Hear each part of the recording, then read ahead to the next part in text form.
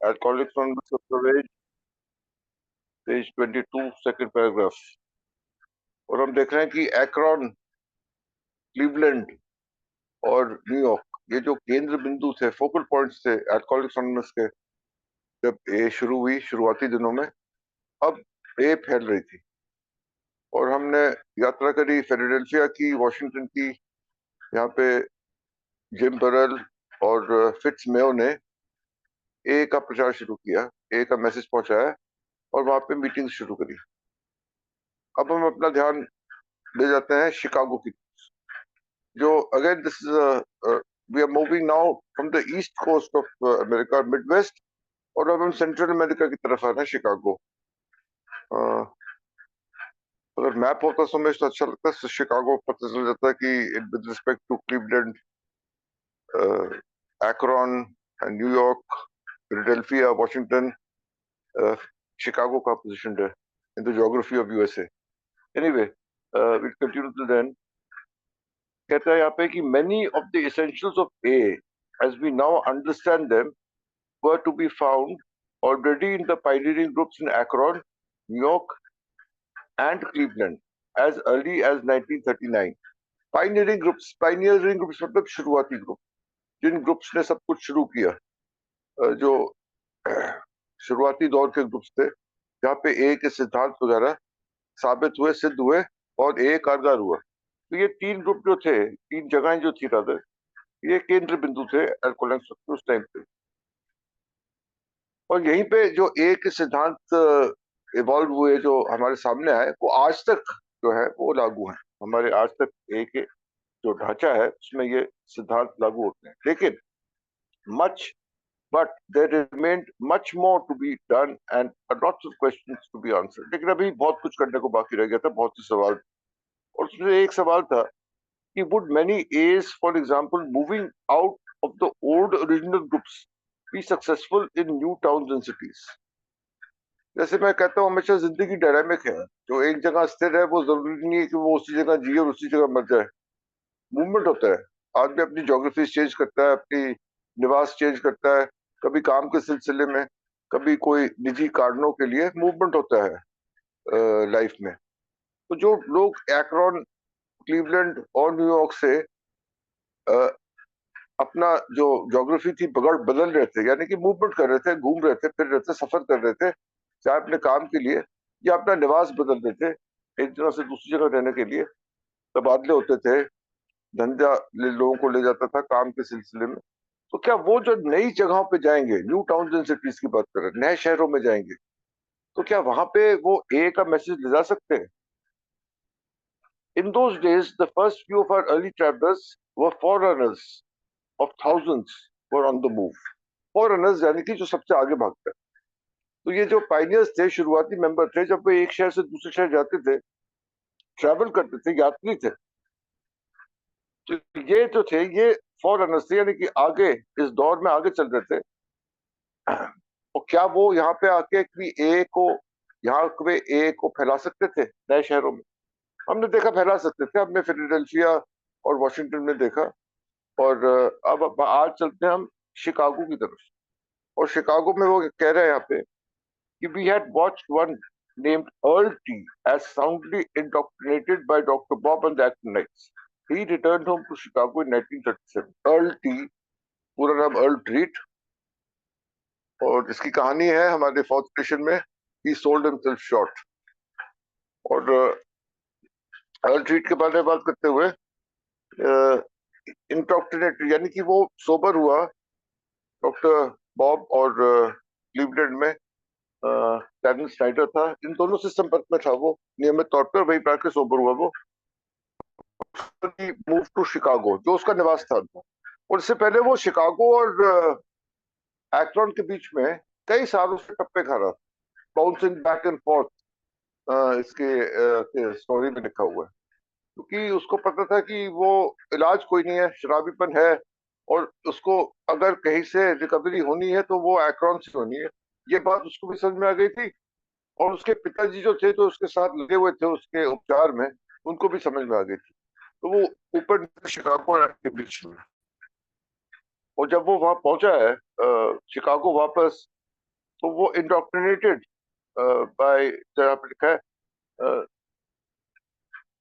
Bye doctor Bob and the Akronites, यानी कि doctor Bob ने उसको समझाया था। इंडोक्ट्रिनेट मतलब उसको इस चीज के बारे में सलाह दी थी, शिक्षा दी थी और अपना एक्सपीरियंस दिया। इस सबको मिला के बोलते हैं इंडोक्ट्रिनेटेड। तो डॉक्टर बॉब ने वो किया था। With much concern, he had followed his constant but fruitless efforts to start a group there. और वहां पे जब उसने कोशिश करी ग्रुप बनाने की, तो बहुत स्ट्रगल रहा। Struggle that last 2 whole years, 2 साल तक struggle. Despite the help of Dick R, his first convert. तो वहां जाके उसको एक सेल्समैन की इंफॉर्मेशन मिली जो एक सैनिटोरियम में था, और उसको जाके उसने ए का मैसेज दिया और वो तुरंत ही सोबर हो गया और उसके साथ लग गया। तो एक डिकार था ये, जो उसका बोल रहा है फर्स्ट कन्वर्ट, यानी कि पहला आदमी जिसने उसको मैसेज दिया और वो उसको रिकवरी में लाया, डिकार। और दूसरे के नाम पर है Ken A, who had migrated from the Akron group in 1938। और कैन ए जो उसका साथी था एक्रोन ग्रुप में, वो भी एक्रोन से शिकागो आ गया था 1938। तो ये तीनों थे, अर्टी, डिक आर और कैन ए, तीनों थे। लेकिन उसके बावजूद 2 साल तक ये लगे रहे और वहां पे ए को ठीक प्रकार से स्थापित नहीं कर पा रहे थे, और लोग नहीं आ पाए। Then in mid 1939, two Chicago doctors came upon the scene. देखो फिर से एक बार मेडिकल फील्ड के 2 डॉक्टर्स जो थे, नॉन अल्कोहलिक, वो यहाँ पे एक ही काम आए। Earl's friend Dr. Dan Krask handed him 2 floundering patients. One of them, Sadie, began to stay dry. 2 patient doctor Dan क्रास्क ने दिए। जो अर्ल का दोस्त था, अर्ल उसको पहले से जानता था पीते हुए भी।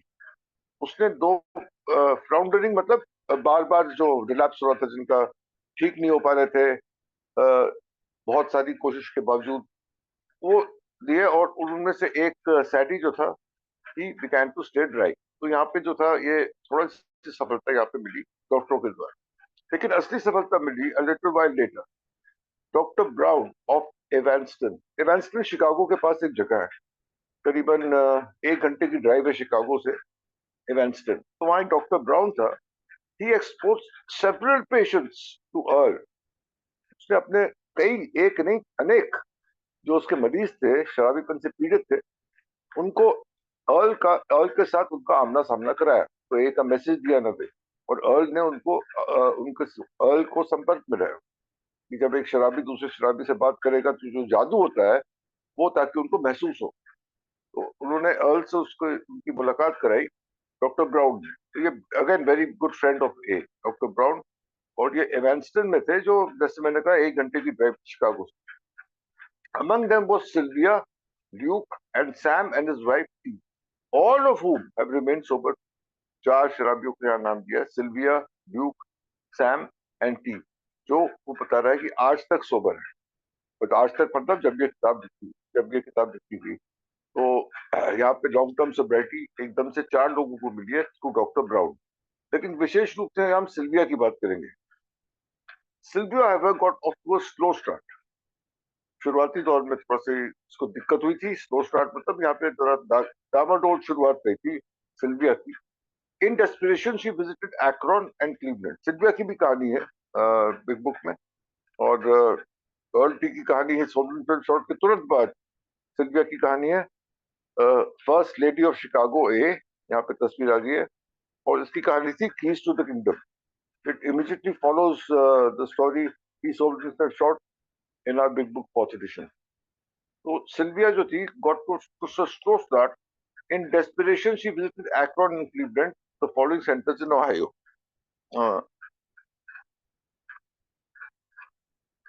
सिल्विया का रॉक बॉटम बहुत जल्दी आ गया। उसकी शादी हो गई थी जब वो 25 साल की थी, और 33 ईयर्स तक आते आते उसका रॉक बॉटम आ गया। बहुत अच्छा उसका बचपन रहा था, हर चीज की उपलब्धि थी उसको। She came from a well to do family. लेकिन सोशल ड्रिंकिंग से अल्कोहलिज्म, एंड उसके बाद उसने बहुत कोशिश करी, अपनी ज्योग्राफी बदली, निवास स्थान बदला अपना, सिर्फ बियर पीने की कोशिश करी, सिर्फ वाइन पीने की कोशिश करी। लेकिन 30 से लाके 33 साल की उम्र तक वेरियस सैनिटोरियम्स में गई वो, यानी कि वो 3 साल जो लास्ट थे उसके बहुत सारे सैनिटोरियम्स में गई, ट्रीटमेंट सेंटर्स में गई। डॉक्टर ब्राउन उसके साथ लगा रहा, लेकिन कोई सफलता उसको प्राप्त नहीं। लेकिन 1939 में जब बिग बुक छपी, और जैसे ही बिग बुक छपी तो डॉक्टर ब्राउन ने सिल्विया को बिग बुक पढ़ने को दी। एक्रोन में डॉक्टर बॉब के बारे में बताया, और इन सब चीजों के चलते उसको ए का जो पैसेज था वो मिला। वो एक्रोन और क्लीवलैंड दोनों जगह गई, और finally she came into recovery. ये सिल्विया की कहानी है। तो सिल्विया के बारे में आते हुए बात करते हुए कि Sylvia however got off to a slow start. शुरू में बहुत टप्पे खाए उसने अर्ल की तरह, एक्रोन और शिकागो के बीच में। In desperation, she visited Akron and Cleveland, the founding and centers in Ohio. Founding centers मतलब जहाँ पे स्थापित Ohio state में Akron और Cleveland.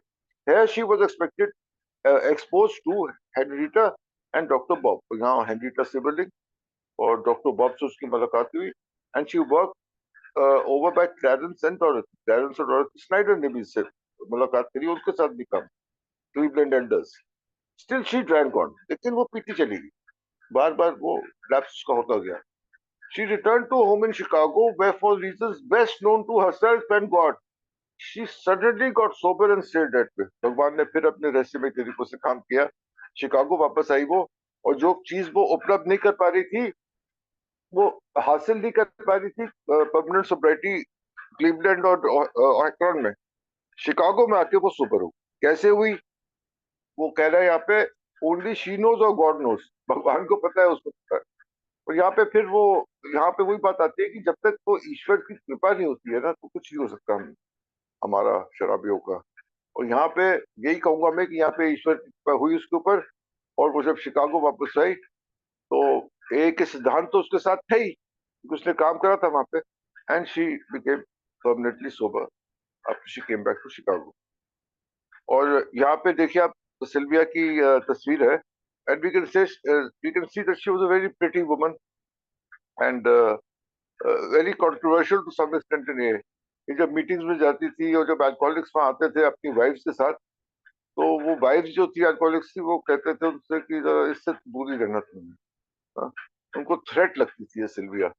काफी कंट्रोवर्शियल थी उस टाइम पे। एंड सिल्विया एक मॉडल भी थी, उसने कुछ बॉलीवुड में भी, सॉरी हॉलीवुड में भी काम किया हुआ था। थोड़ा सा इससे जो वाइफ्स थी, लेडीज थी एक की एडन की, उससे थोड़ा सा डरती थी। उसको थोड़ा सा विवादित पृष्ठभूमि थी। Chicago now had the solid nucleus from which its coming great growth would issue. अब जो था, एक बुनियाद बन रही थी, सॉलिड न्यूक्लियस, यानी कि केंद्र केंद्र बन गया था, केंद्र बिंदु बन गया था, सॉलिड न्यूक्लियस बन गया था, जहां से शिकागो में ए का बढ़ावा हो सकता।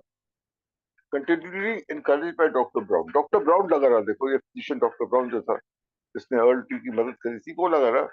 Vastly helped by Sylvia's non-alcoholic personal secretary Grace Curtis.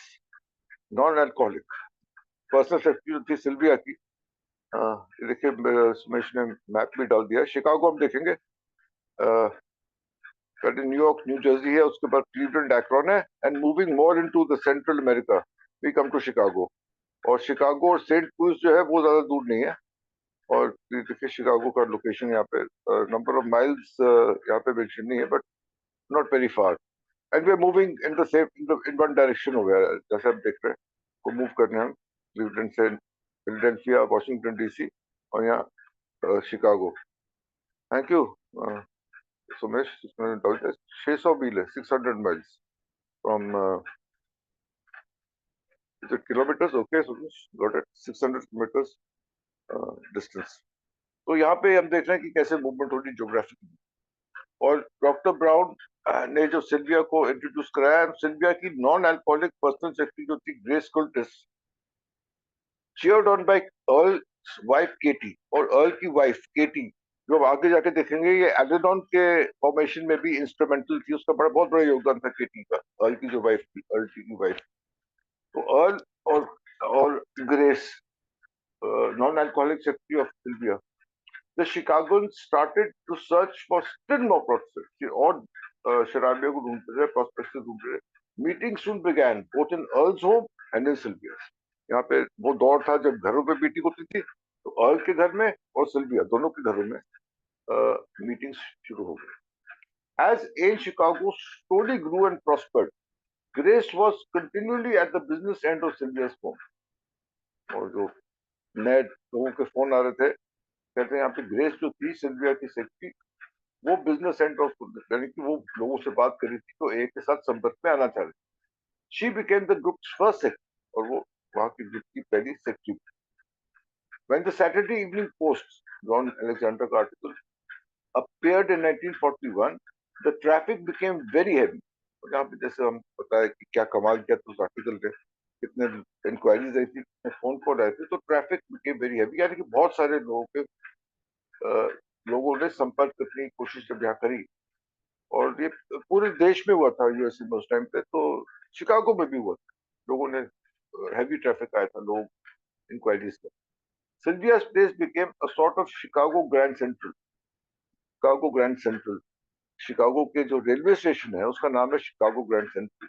जैसे रेलवे स्टेशन में भीड़ होती है, धक्का मरी होती है, वही कह रहा है कि यहाँ पे भी उस प्रकार की भीड़ उमड़नी शुरू हो गई थी, जैसे कि शिकागो के मुख्य रेलवे स्टेशन पे थी, उस प्रकार की भीड़ सिल्विया के घर में होनी शुरू। ये एक मेटाफर है, इसका ये मतलब नहीं कि वैसे वाकई इतने सारे लोग थे हजारों की संख्या में, लेकिन हाँ, लोगों की जमघट शुरू हो गई थी, लोगों का आना जाना जो था वो बहुत ज्यादा था। And things were just about as rugged with Earl and Katie. तो अर्ल और केटी के घर में भी ऐसे हुआ, लोगों का संपर्क जो थे, बहुत सारी भीड़ आनी शुरू हो गई थी, ट्रैफिक जरूर, something had to be done, इसमें कुछ करना जरूरी था ऐसे। So they rented a one room office in the loop. Loop, मुझे पता नहीं यहाँ पे लूप का क्या मतलब है, मैं आई एम एज्यूमिंग कि ये लूप जो है वो जगह का नाम। तो उन्होंने वहां पे एक रूम का एक ऑफिस किराए पे लिया, और ग्रेस जो थी उसको सेक्रेटरी बनाया।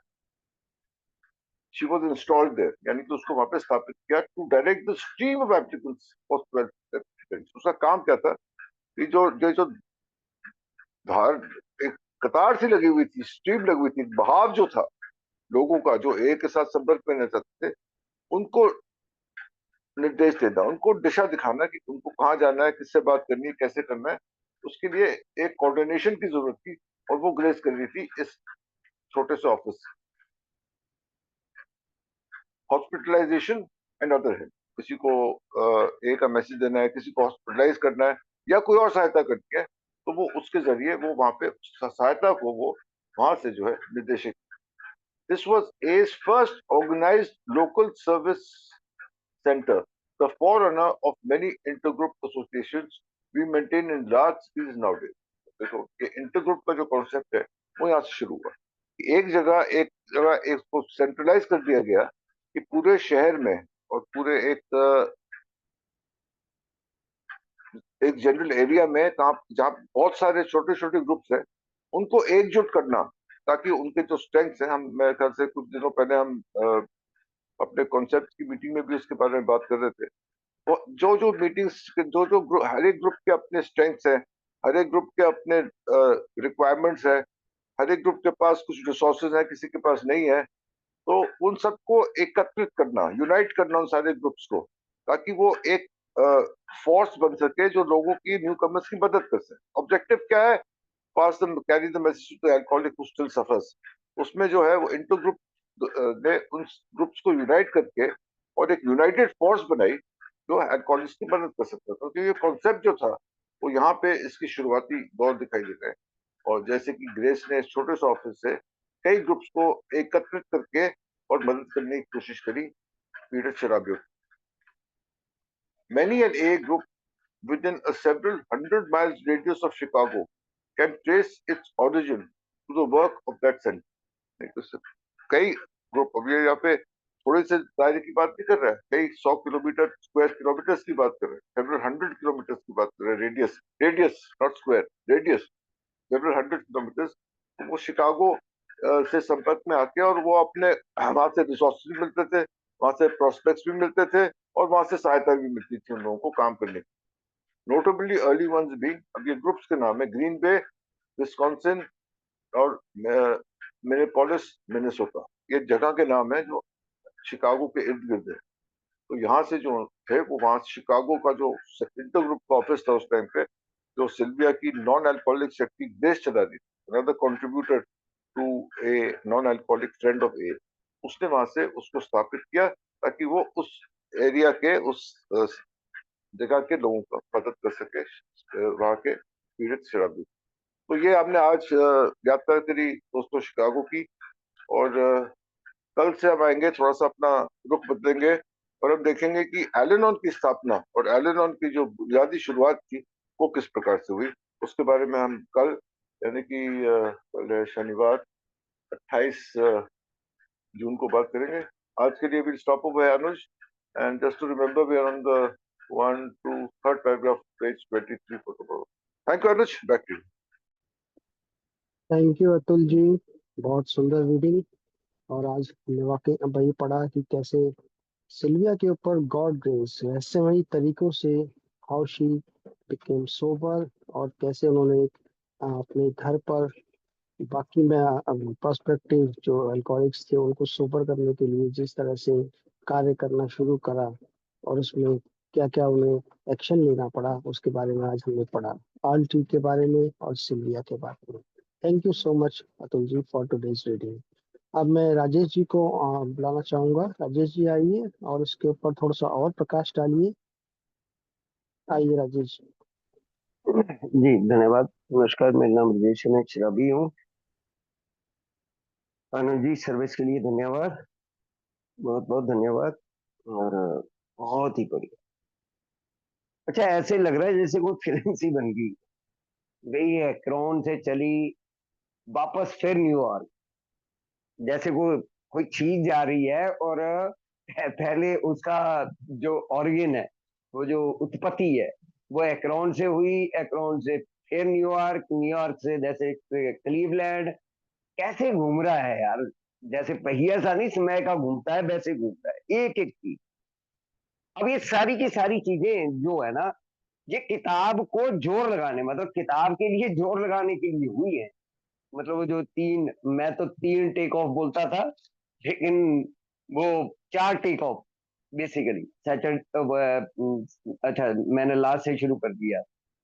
Liberty magazine, alcoholic and God आना, और दूसरा वो डी रॉक फुलर का रात्रि भोज, और तीसरा ये सैटरडे इवनिंग पोस्ट वाला, और सबसे महत्वपूर्ण चीज हमने क्लीवलैंड में प्लेन डीलर का रोल जो वो पढ़ लिया। अब हुआ क्या जी कि हालांकि इसके फादर को जनवरी 1938 में मिल गया था एल्कोहलिक एनोनिमस का मैसेज, लेकिन भाई साहब, हालांकि ये अप्रैल में थोड़ा सोबर भी हुआ है, अप्रैल 1937 में, लेकिन फिर ये जुलाई के इर्द गिर्द ये फिर लैप्स कर गया। अल्टी, अल्टी की बेसिकली मैं बात कर रहा हूँ। अब यहाँ भी एक रहस्यमयी काम हुआ जी। रहस्यमयी काम क्या हुआ कि यहाँ पर हमारी बिग बुक जब, मतलब कर्जा बहुत है, पैसा दिया नहीं जा रहा है, तो एक इन्होंने पहली एडवर्टाइजमेंट, और हैंक पी का रोल 1939 में, हैंक पी का जबरदस्त रोल, इन्होंने एक रेडियो पे एक एडवर्टाइजमेंट करने की कोशिश करी कि अल्कोहलिक एनोनिमस की एडवर्टाइजमेंट करते हैं रेडियो पे इस किताब। उसके लिए इन्होंने दो तीन काम करे कि एडवर्टाइजमेंट करनी थी, और एडवर्टाइजमेंट कहाँ कर रहे थे कि बी द पीपल नाम से अमेरिका के रेडियो पे एक नेशनल प्रोग्राम आता था, और वहां पर सबसे बड़ा जो रोल था वो हमारे मेंबर थे मॉर्गन आर। अब मेंबर तो थे, लेकिन उनका पता ही नहीं होता था कब पी जाएंगे। मेंबर थे, लेकिन in out in out in out. और उनके फ्रेंड थे ग्रेविल हीपर, जो उस प्रोग्राम को करते थे, मतलब जैसे वो किसी न किसी हस्ती को बुलाते थे, और रेडियो के ऊपर जैसे आजकल टीवी पे चलते हैं इस प्रकार के इंटरव्यू चलते हैं, इस प्रकार से बड़ी सीरीज थी वो। और अल्कोहलिक एनोनिमस को बड़ी अपॉर्चुनिटी लगी, उन्होंने मॉर्गन आर को अप्रोच करा कि यार अपने फ्रेंड को बोल कि एक बार किताब का 3-4 मिनट का 6 मिनट का तो वो शो था सारा ही, कि थोड़ा सा रेडियो पे बोल दे। अब वो जी तैयार हो गए, और मॉर्गन आर को उन्होंने जो है वो अप्रोच कर दिया। अब मॉर्गन आर को बोल नहीं सकते थे कि भाई साहब तू मत करियो, किसी और मेंबर को आगे कर देते हैं। अब हैंक पी, बिल डब्ल्यू, इनका दिमाग काम करा, इन्होंने $500 उधार ले लिए भाई साहब। जितने भी इस एरिया के डॉक्टर थे सबको चिट्ठियां डाल दी गई। अब यहां से देखो शिकागो की फॉर्मेशन कहां से हुई है। सबको चिट्ठियां डाल दी गई, लेटर लेटर लिखे गए, और लेटर डालने के बाद मतलब 500 से नहीं यार, 3-4 हजार, मेरे को प्रॉपर फिगर नहीं है यार, लेकिन 3-4 हजार लेटर जो वो पोस्ट कर सारे डॉक्टरों को लगभग। जितने भी ये एरिए हैं सब जगह डॉक्टरों को वो लेटर पोस्ट कर दिए गए। अब आ गया जी दिन, 2 दिन के लिए होटल बुक करवाया गया, क्योंकि मॉर्गन आर्क को एक आदमी छोड़ना पड़ा पीछे कि यार पिए ना, बंदा ना पिए, एक बार रेडियो पे एडवर्टाइजमेंट करवा दे, फिर पी लेगा तो कोई बात नहीं है, लेकिन यार इतना सा बचा के रखियो। तो मतलब होटल का किराया, भाड़े और बाकी चीजें हुई। अब भाई साहब 2 इंक्वायरी आई, $500 डॉलर खर्चा, $7 का ऑर्डर, $7 का ऑर्डर, और उस ऑर्डर में हमें डॉक्टर ये डॉन क्रॉस के मिलते। अब देखो जी, डॉन क्रॉस के अल्टी को जानते थे, जैसे अतुल जी ने वो बिल्कुल क्लियर कर ही दिया कि वो पहले से उस बंदे पे काम कर रहे थे। अब अल्टी को जानते थे, तो उन्होंने सैडी आई को, पहले सैडी आई का नाम लिया कि यार एक लेडीज है, उसको अप्रोच कर, वो शायद ठीक हो जाए। पता नहीं किस तरीके से, मतलब कई बार तो ये लगता है कि बिल्कुल। और ये अगस्त सितंबर की बातें हैं 1938 में, वो लेडी डॉन क्रॉस के, और दूसरा हमें और बहुत बढ़िया मेंबर जॉर्ज है, ये 2-3 लोग जो है वो यहां से हमें मिले। इतनी निराशा हुई, अटैची लेके चला गया था। और हैंक पी ने बोला कि भाई साहब इतनी इंक्वायरी आएंगी कि अटैची ले लो, चिट्ठियां आएंगी तो अटैची में भर के लाएंगे। ये अटैची लेके पहुंच गए पोस्ट ऑफिस, तो वहां पर सिर्फ दो दो इंक्वायरी थी, और वो पोस्टमैन की तरफ देख रहा था, और वो मतलब पोस्टमैन उनकी तरफ देख रहा था। हैक पी बेडब्ल्यू सारे अटैची लेके पहुंचे थे कि बड़ी चिट्ठियां आएंगी, बड़ी इंक्वायरी आएगी, कोई इंक्वायरी नहीं आई। लेकिन भगवान ने ये जो शिकागो वाला फॉर्मेशन थी ना, ये हम लोगों के लिए कर दी। अब आते हैं जी कि इस बंदे का रोल बहुत बड़ा रोल है। इस बंदे का रोल, खासकर जो ट्रेडिशन की आज हम अपनी कमरों में वो जो शॉर्ट फॉर्म देखते हैं, ये अल्टी का रोल है। बिग बुक पेज नंबर 135 पे जो स्टोरी लिखी हुई है, जो सिगरेट और वो कॉफी क्या बहुत पीता था, और जिसका रिलैप्स हुआ था, और जिसकी वाइफ के साथ, वो कैटी और अल्टी की स्टोरी है। बिग बुक पेज नंबर 135 पे जो कहानी है, वो भी अल्टी की है। ये मतलब ना, ये हमारे हीरो हैं एक तरीके से। एक एक हीरो एक जगह, क्लेरेंस स्नाइडर के बारे में क्लीवलैंड में पढ़ के आए, अल्टी के बारे में हमने शिकागो में पढ़ लिया। अब सेल्विया की जो स्टोरी अतुल जी ने बोली, वाकई वो बड़ी बहुत ही वंडरफुल थी यार। उसने बड़ी लड़ाइयां करवाई, लड़ाइयां इन द सेंस की लड़ाइयां इसलिए हुई, एक तो सुंदर थी, दूसरा पैसे वाली थी, तीसरा घूमती रहती थी, मतलब अलग अलग जगह जाके। तो वो जो लेडीज में एक होता है, मतलब वो भाव ना, इनसिक्योरिटी वाला भाव, वो लेडीज में, मतलब इसके बारे में पास इट ऑन में भी और इस किताब में भी मिलेगा। आगे जाके पढ़ेंगे हम पूरी कहानी जो सिल्विया की, पढ़ेंगे हम आगे चल के, जो है वो इसके बारे में ये प्रॉपर स्टोरी पढ़ेंगे। और क्या क्या करा जी इन्होंने सितंबर 1939 में, ये जैसे इन्होंने जैसे ये पहले ये 2 सिक्के इनको मिल गए, अल्टी को डिकार कैनार, इन्होंने मिलकर मीटिंग खोली थी, कोशिश बड़ी करी, लेकिन सक्सेस लास्ट में यही लोग हुए थे, ये 3 लोग बड़े मेन मेन थे। और यहाँ पर 2-3 डॉक्टर का जो है वो रोल, जैसे ये डॉक्टर डॉन क्रॉस और डॉक्टर ए फ्रेंड बने, अल्कोहलिक एनोनिमस के, अच्छे अल्कोहलिक एनोनिमस के मित्र बने। अब वहां से चली हुई कहानी, अब जैसे जैसे ना चीजें हो रही हैं, जैसे मैंने बोला कि लिबर्टी मैगजीन के बाद हल्का विस्फोट, और वो फरवरी 1940 वो डी रॉकफेलर के रात्रि के भोज के बाद हल्का वो ज्यादा विस्फोट, और फिर तो बहुत ही बड़ा विस्फोट बन गया यार। लेकिन मेन चीज ये है, दिसंबर 1940 में अल्टी ने एक क्लब रूम भी खोला था, लेकिन अप्रैल 1941 में, मार्च में वो छपा था, 10 ग्रुप बन गए थे भाई साहब शिकागो में, कोई इतनी वो वाली बात नहीं है, पहले तो खुल नहीं रहे थे, और बाद में 10 ग्रुप जो है वो अप्रैल में, मतलब मार्च से 41, और लगा लो आप हिसाब, तब मीनो मीनो में यहाँ पर ये हो रहा था, जो काम हम सालों से करने की कोशिश कर रहे हैं। और अल्टी ने पहली बार इनोनोमिटी पे लिखित रूप में हम लोगों को वो दिया था, ये भी इनका कंट्रीब्यूशन है, जो इनोनोमिटी पे लिखित रूप में फर्स्ट डॉक्यूमेंट जो हम लोगों के पास आया था। और ये ट्रेडिशन को, ये जो शॉर्ट फॉर्म करने में इसका रोल था।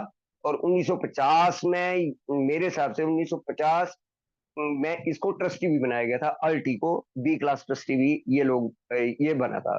और मतलब है BW के साथ 1954 में स्ट्रक्चर में भी थोड़ा बहुत काम, मतलब राय मशवरा, डायरेक्ट नहीं है, डायरेक्ट इन्वॉल्वमेंट नहीं है।